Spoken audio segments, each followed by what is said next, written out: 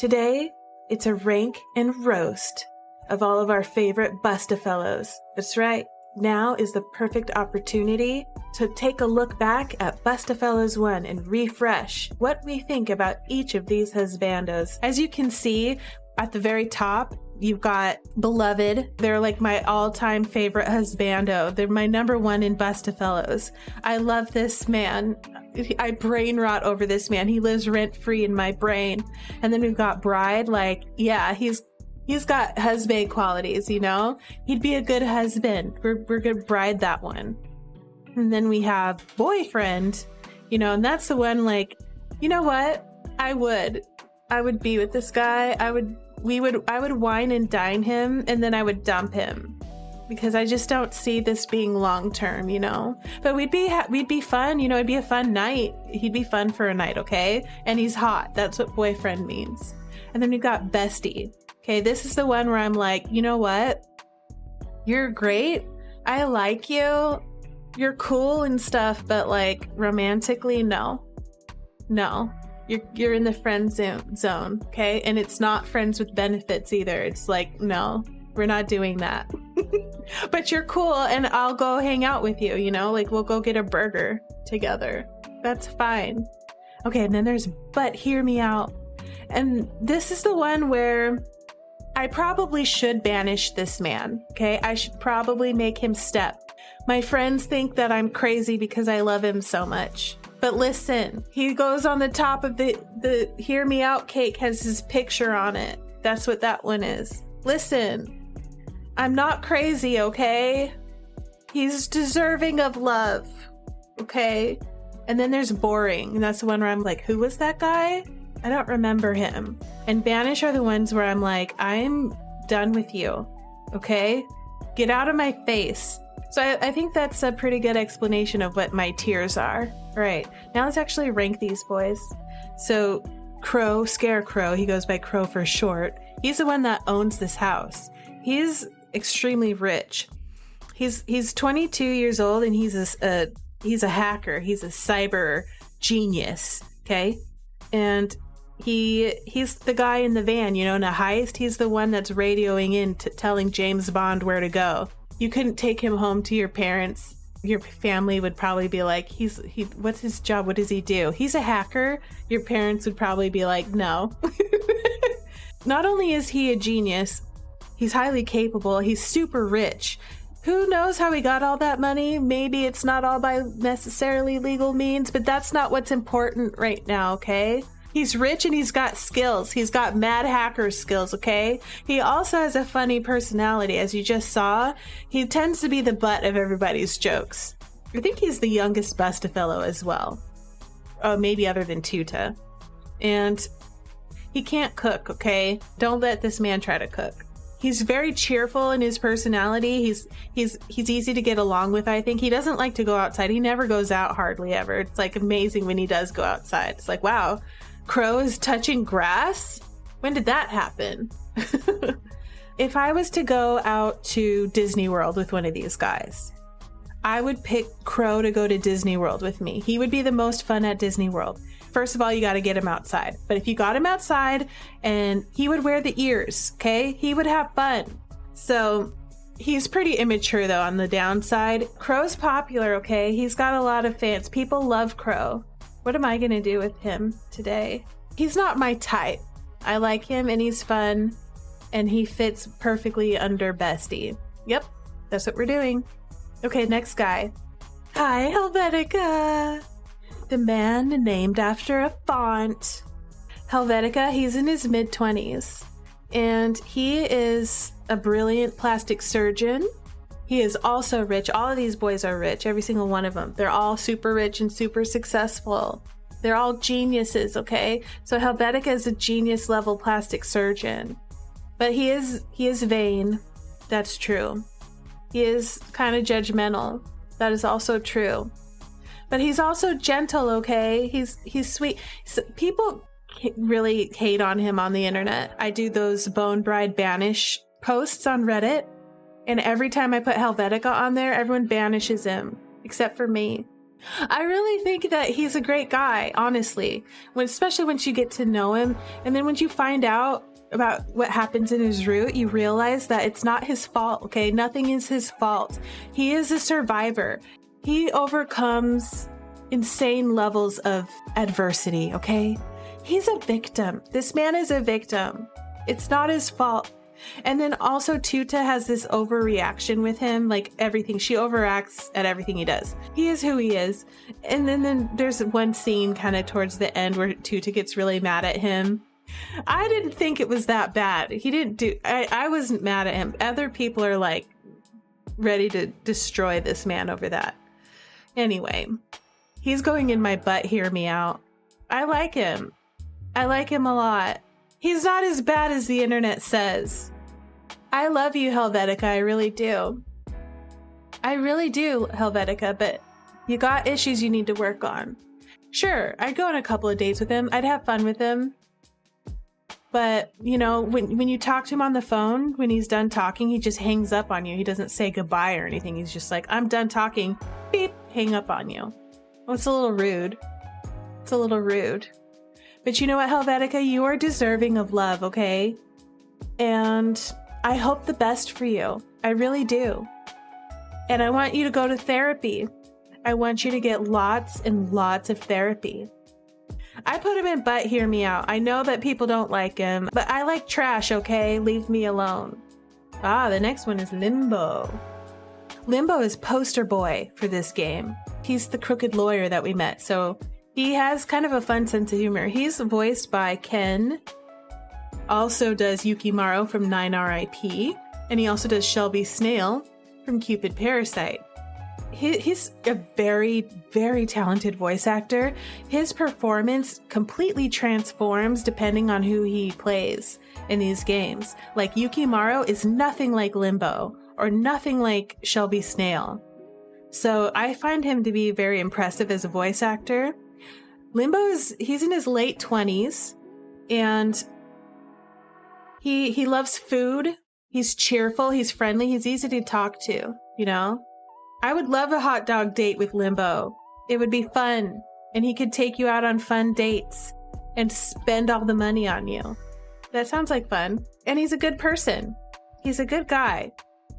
We like him. He's a winner. I wouldn't say any one of them is particularly the leader, but if you had to select a leader, it would be Limbo, okay?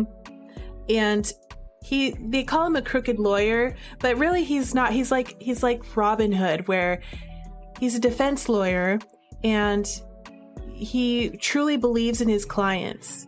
And he really wants to make sure that the people who don't have a chance in society have an actual chance. He knows that the people that are underheard in the community, they don't have the money and the resources to get fair outcomes in a trial oftentimes. And so he has a heart for these people, okay?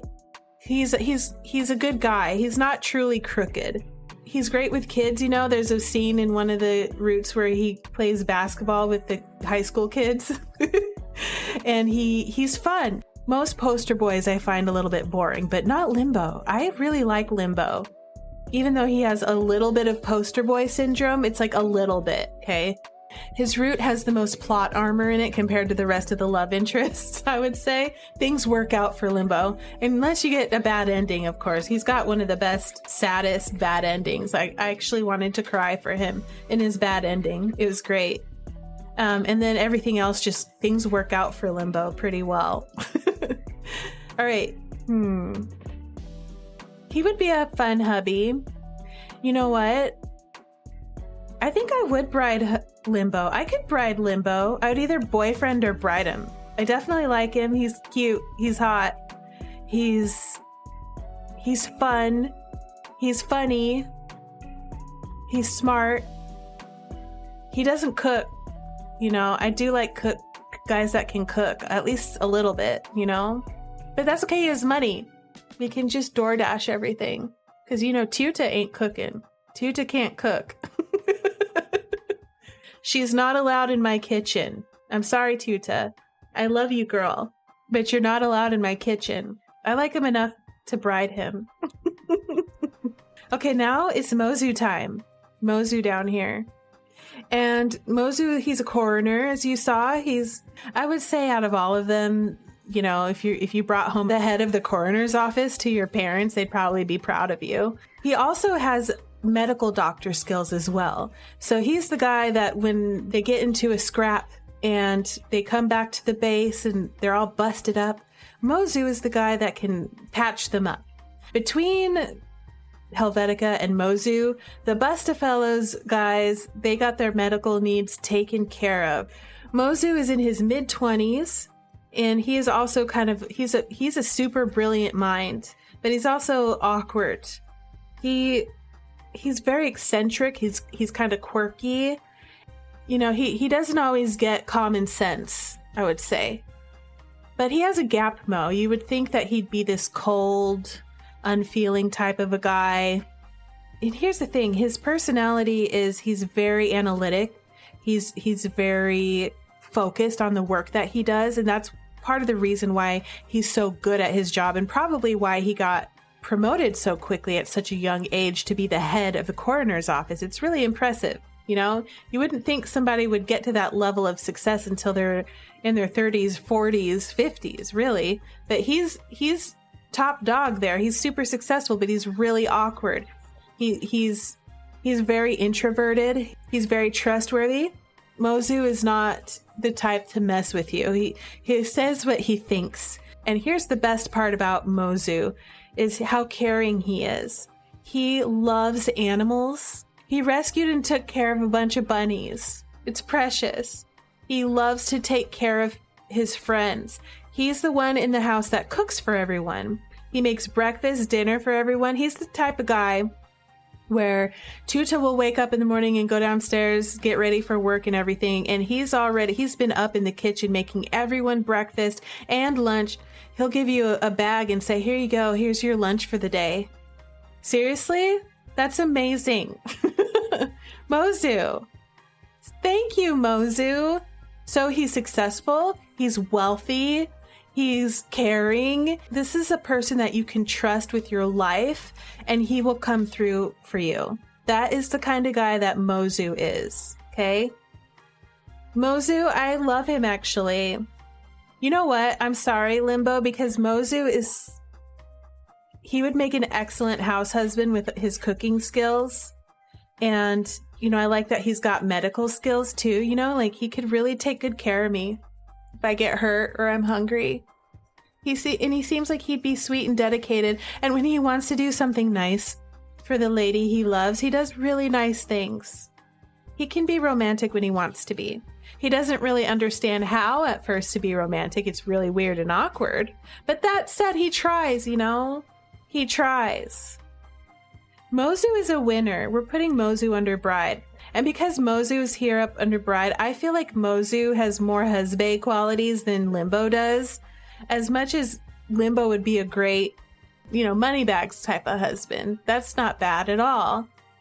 But Mozu, he's wealthy too. And he's, you know, he can cook and stuff. And cooking gets major points from me. I don't want to eat hot dogs out of the microwave every day, y'all. You know, I don't. So we're putting Limbo down here under boyfriend. Sorry, Limbo. I think you're hotter than Mozu, if you're going that route. But I love Mozu. He's wonderful. And he's sad. He had the best angst in the whole game, actually. Mozu did. I cried. Mozu's root made me cry. I actually cried real tears for Mozu. So he went under bride. Mozu went under bride. Because he can cook. And he takes good care of us. And he loves animals. And we love animals too. He's wonderful. Okay, y'all. Shall we talk about another boy? Okay, Shu, he's the oldest one. He's in his late 20s. He's pushing 30. He's a really good bounty hunter. He's very good at his job. He's very talented, and he's rich too. All of these guys, rich. He smokes, you know, so some people don't like that about him. But, you know, for the right person and the right motivation, like, he's the kind of guy he would be willing to maybe not smoke. there's a couple of moments where he tries to quit and he has a lollipop to try to help him quit. It's darling. Shu is voiced by Yoshimasa Hosoya, which is a voice actor that I love because he also voices Shion in Virsh, who's also a kind of tsundere genius. But Shu is, he's suspicious at first. You know, he's careful, I would say. He's careful. He wants to take care of his friends.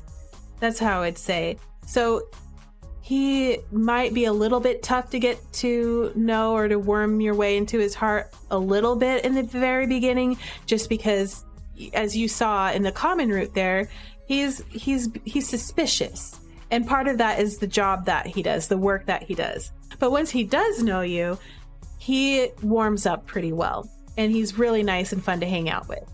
He's extremely loyal. His personality type, he really cares about his friends. He would do anything for Limbo and for Crow and Helvetica and Mozu. And he would do anything for Tuta. Shu also likes animals. I talked about how Mozu loves animals and takes care of animals. It's really cute how Mozu is with the cat. But Shu also likes the cat. He's the kind of guy that'll say things like, he'll be like, no, you know, oh, I don't care about cats, whatever. And then you turn around 15 minutes later and the cat is sitting on his shoulder. He's sleeping with the cat on the couch after he just said no cats. He's cuddling with the cat, okay? It's adorable. I love that. He's mature. He's got a dry sense of humor, but he can be romantic when he wants to be. And I love that for him. And I love that for Tuta and his route. There's a scene in his route where he teaches Tuta how to shoot a gun, and he's, you know, wrapped his arms around her and he's helping her aim the gun, and he's whispering in her ear, here's how I aim the yellow rose of Texas. And I'm like, oh, hello.